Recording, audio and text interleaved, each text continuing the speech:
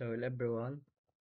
So in this video, I will demonstrate the bat file that generates a directory name activity surname, and inside the directory activity surname, we have three subfolders, which is prelim, midterm, and finals. And inside the prelim, midterm, finals, we have each uh, each folders that will have content, which is inside prelim. This is all my activity in prelim. Midterm. This is all my activity in midterm. And for the finals, this is all my activity in finals. So, try natin itong, sabi dito, create a bat file. So, ito yung create bat file. So, paglabas, dapat lalabas yung activity surname directory. So, pinitin natin.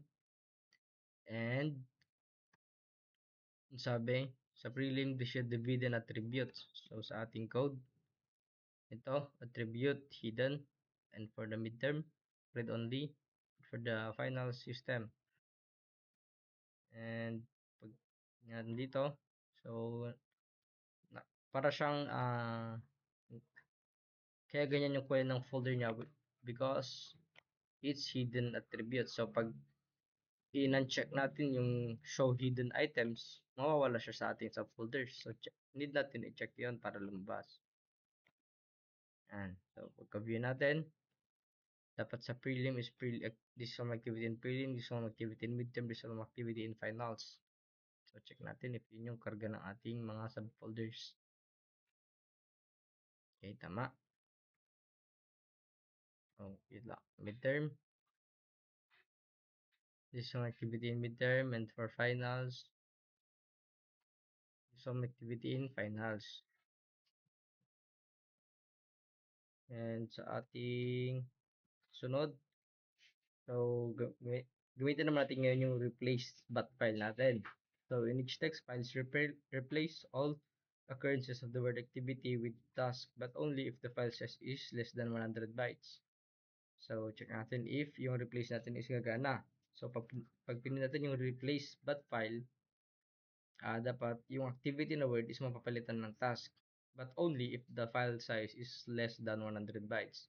After the replacement, append the text edited on current date and time at the end of each file. So check natin if galing ating replace. Okay, prelim.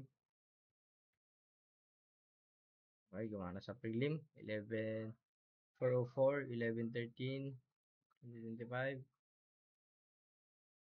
Okay, midterm. Okay, gumana din. Yung finals. Okay, gumana din. So, ito yung ating code sa ating replace. So, dito yung if file 100 set line activity equals to task. So, doon siya nagpalit ng yung activity into task. Okay, so, sa last one naman tayo. Remove operation. Check if the finals folder contains any files larger than 50 bytes. If so, delete only those files. If no such files are found, delete the entire finals folder. So, check natin yung remove operation natin. If the finals folder contains any files larger than 50 bytes, if so, delete only those files. Yung files lang madi-delete. If no such files are found, madi-delete yung ating entire folder. So, check natin. Remove natin yung ating finals. Okay, so nawala. So, ibig sabihin, it is the folder contains files larger than 50 bytes. Kaya na-delete yung file, yung karga ng ating final folder.